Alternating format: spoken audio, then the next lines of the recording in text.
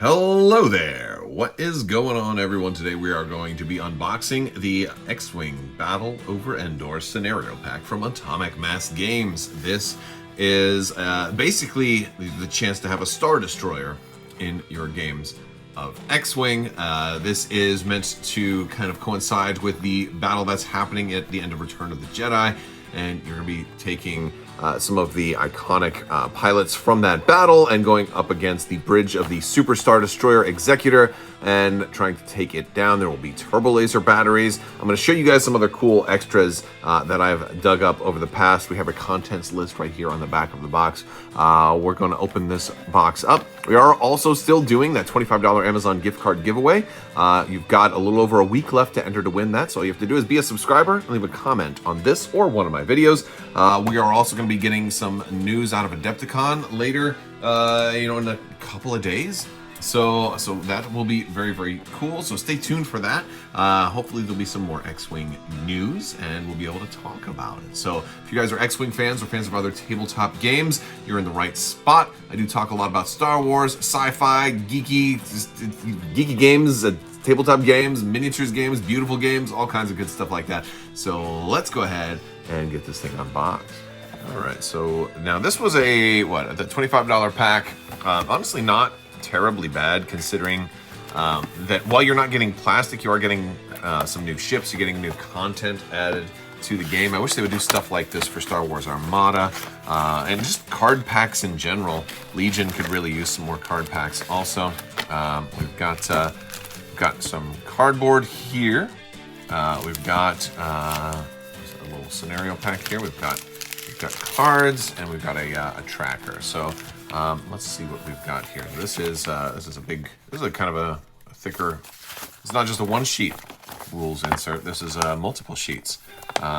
Here's our little credits page. So if you want to take a look, again, they use a lot less playtesters than FFG used to. FFG used to have a lot more playtesters. It always kind of makes me wonder if there's going to be balance problems with so few people playtesting. But it's kind of the way it goes. Battle over Endor. We've got mission building, squad building. So this is for the scenario, if you're going to play the scenario. Now, there's going to be cards in here. A lot of the standardized loadout are things that you can run in tournaments. You do not have to run them in scenario play. But this is the scenario setup. And here are some of the scenario rules. You're going to have this bridge of the Star Destroyer there. You're going to have some turbo lasers. I feel like this will be a much more fun scenario to play if you get kind of a customized playmat that actually has a Star Destroyer, and then you get some like 3D printed, like a 3D printed Star Destroyer bridge here, because this doesn't even really have to be a super Star Destroyer. This could probably also double as just a Star Destroyer, a regular Imperial Star Destroyer. To go along with the little turbo laser batteries, I got these 3D printed from Mel Miniatures. And actually, I got 4 of them printed a long time ago. I was going to glue them to my Imperial Raider, but they're just 3D printed. I painted them and everything, and I painted them gray, put a wash on there, and put little green tips on them. But these will probably end up working really good as little 3D stand-ups for those. I think that'll be really cool to have on there. So that's our rule book.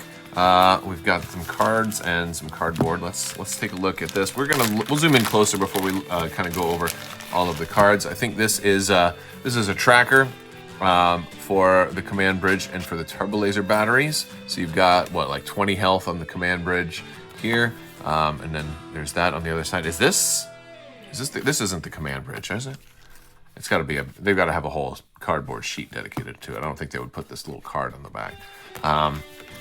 And we've got the art for the turbo lasers right here. And then we have 4 different turbo laser batteries. They have, looks like 6 health each. And we're gonna open up our cardboard here. This should be all of the stuff to run the scenario, basically. And then some new cardboard for our different pilots that we're gonna be getting. Jendon, Scythe, Captain Yor, Major Mianda, Lieutenant Hebsley, Mouse Monair, blank on the back. Sapphire 2. So this is a good, all right, so I want to say that this is an improvement. I don't know if they've been taking feedback, but there have been other kits where they would put like Colonel Jendon on one side and then they put like a Rebel pilot on the other side or something like that, so you couldn't run them both together. They have done that before, and so I'm glad they're just saying, look, no, you can run every one. You can run every single one. So that's good. And we've got so there's a lot more Imperial pilots than there is Rebel pilots, right?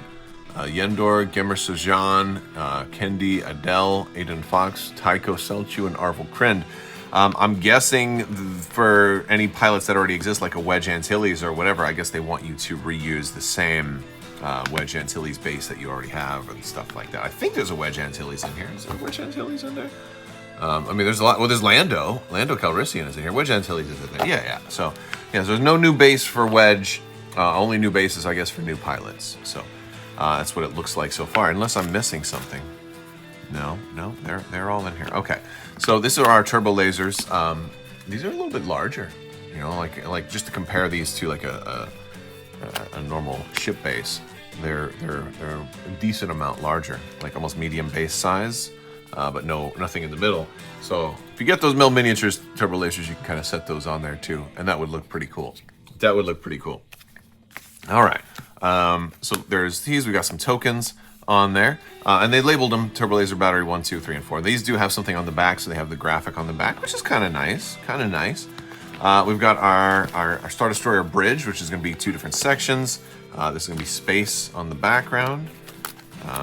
So let's see. Here we go. Goes together fairly normal. Okay, and there's our bridge. Okay. So that's all of our cardboard. We've got a whole bunch of cards to get through, though, and a lot of standard loadouts. So we're going to take a look at all of these. Let's do that. All right. So first up, we've got a couple of ion bomb reference cards. These are going to be good reminders for ion bombs, and then we've got a couple for proton bombs as well. We've got 3 proton bomb reminder cards, 2 ion bomb reminder cards. So that's kind of cool. We've got Wedge Antilles. Now these, on the backs of these, well, let me see what's on the backs. Hold on. I don't think there's anything special. We just have full artwork on the backs of all of these.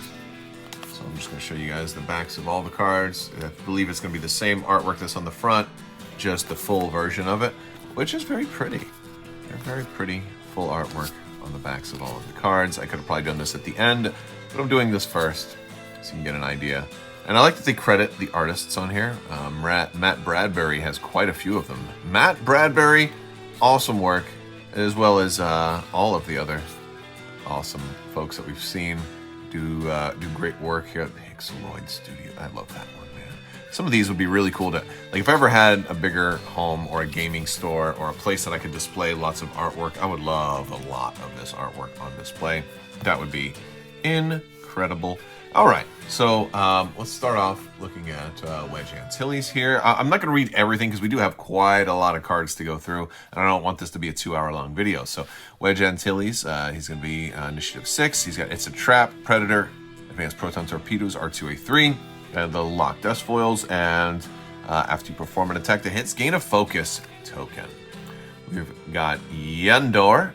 I've never heard of Endor before. I feel like the fact that it rhymes with Endor was like, I don't know if Endor is like a pilot they made up just for this pack, or if there was actually somebody named Endor, and I'm sure you guys will let me know down in the comments. But like, I feel like Endor was like one of those like 3rd string pilots. They're like, all right, hey, we're going to Endor. We kind of need everybody, but you know, there's a couple of you guys who didn't quite make the cut, but Endor, since we're going to Endor, we thought we'd give you one more try. You can fly an X-Wing without blowing the thing up, we'll let you go. And he's like, yeah, well, I definitely want to go to Endor, because my name is Endor. I don't know. That's a terrible dad joke. We've got Kendi Adele. And I love that artwork. I love that artwork. That may be the best art piece of the entire thing. We've got Lando Calrissian. New Lando in the Falcon. At the start of the activation phase, you can spend one of his 2 charge. If you do choose an initiative value from 1 to 6, you activate at that initiative this phase. He's got the Millennium Falcon title on there. 9 Num and Aaron Kraken. We got Tycho Selchu. While you are disarmed, you can still perform missile attacks. When you perform a missile attack with disarmed, roll a maximum of 4 dice. It doesn't mean you automatically get 4, but it means if you are running proton rockets, which well, exactly the only missile attack you can run, right? You're not going to get all 5 dice with it. We've got Gemmer or Gemmer. I think it's Gemmer, but it's probably Gemmer. But I like to say Gemmer because I've always said Gemmer Sojan. Big explosion right in the reflection there of his dome. We've got Arvel Krind, everybody's favorite 8-wing pilot. This is a really, really nice art piece. I'm going to flip this one over one more time. Like he's coming at you. He's coming at you. I'm gonna mess up my camera. All right. While defending, you may gain a strain token to change one eyeball result to an evade result. So that's cool. We've got Adon Fox. Adon Fox in the B-wing. I love seeing B-wings. I love B-wings. B-wings are my favorite. They're incredible. Got the gyro cockpit. We got 2 charge on the B-wings. What is that for? Is that for the... yeah, that's the gyro cockpit. So that's cool. They get to spend 2 to gain an evade token. We've got Gina Moonsong. At the start of the engagement phase, if a friendly Braylon Strom ship is at range 0 to 2, you may acquire a lock. Speaking of Braylon Strom, there he is. Hey, it works with Gina Moonsong. At the start of the engagement phase, if Gina Moonsong is at range 1 to 2 or 0 to 2 and is stressed, you may gain a focus token. We've got some Imperials too. We've got Colonel Jendon. Hate Colonel Jendon, right? He's nasty. Sometimes you'd see him in a Lambda, but he is in a TIE Defender. While you defend, if you are not shielded, you may change one of your blank results to an eyeball result. Of course, I don't know if I want to not be shielded, but I guess it's better to have options than not to have them. We've got Captain Yor. After you perform a primary attack that hits, you can spend a charge to perform a bonus cannon attack. He's got the ion cannon on there. Always being nasty with the ion cannon. We've got Lieutenant Hesley. It doesn't look good there. That wing is really big, right? Like, that wing is really, really big. This one reminds me of the original Gold Squadron, Gold Squadron Y-wing that had the one nacelle, or whatever you want to call it, one tube on the side, drastically out of proportion to the rest of the ship. No wonder Lieutenant Hesley is having a hard time because his ship was not produced correctly. He got he got one like Micro Machines wing and then one like full-size wing, and he's spinning all over the place. So yeah, pretty funny there. Okay, we got Scythe 6, Battle over Endor. Actually, I'm gonna go back. I wonder what happens on the cutting room floor, and like they commission artwork, and they're getting ready to push these out, and like nobody looks at this and goes, "Man, that paint job is really weird. He's drastically wrong." And they're like, we don't have time for another one. Ship it. Nobody will notice. None of our customers are gonna look at the cards. What are they thinking? Scythe 6, really good artwork on this one. We've got, while you perform an attack at range 1 to 2, roll 1 additional attack die. Always a nice thing to have, especially if you can get that range 1 attack. We've got Major Mianda during the end. That's also cool. A good close-up view. I think you're okay right there, because if you're that close, those laser blasts are going to miss you. They're going to go, like, on the left side. They're going to blast your ears off, but that's about it.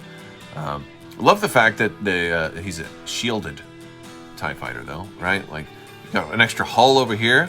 We got an extra hull over there, but here we got the shield, which is a little bit. I'd rather have the extra shield than the hull, because a critical goes in and you're still okay, right? During the end phase, you may choose up to 2 friendly small ships at range 0 to 2. You and the chosen ships may perform a red boost or barrel roll red action. Wow, that's pretty cool. We've got Soontir Fel. Soontir coming in, ready to just wreck everybody. He's got 2 charge. After you perform an attack, you can spend a charge to gain a deplete token to boost or barrel roll. He's got Apex Predator, no escape, blank signature, feedback emitters, sensitive controls. He'll be fun.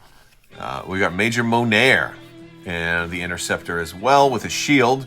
After you perform an evade action, gain a calculate token. And we've got Sapphire 2, the Star Destroyer in the background. I wonder if this is all new art or if they're reusing any of it, because I'm like, man, if they can commission so much all new art for X-Wing, I wonder how much all new art they can also commission for, you know, for Armada and all this other stuff. It's pretty cool. I wonder how much work goes into commissioning art for these games. Either way, I love it. I love the art for the most part, and 99% of it is amazing. You got a few hits or miss that are less than amazing, but they're still cool. Sapphire 2 here. While you defend, if you're focused, roll an additional defense die. Oh, the way is beautiful. It'd be hard to kill. We've got Scimitar 3 and a Bomber. After you drop a bomb, you can spend a charge to perform a boost action. Always cool. Get out of the way. I don't want to get blown up by the proton bomb. And then we've got Scimitar 1. After a friendly ship at range 0 to 3 performs an attack, you may spend a charge to acquire a lock on the defender. It's good for launching those proton torpedoes.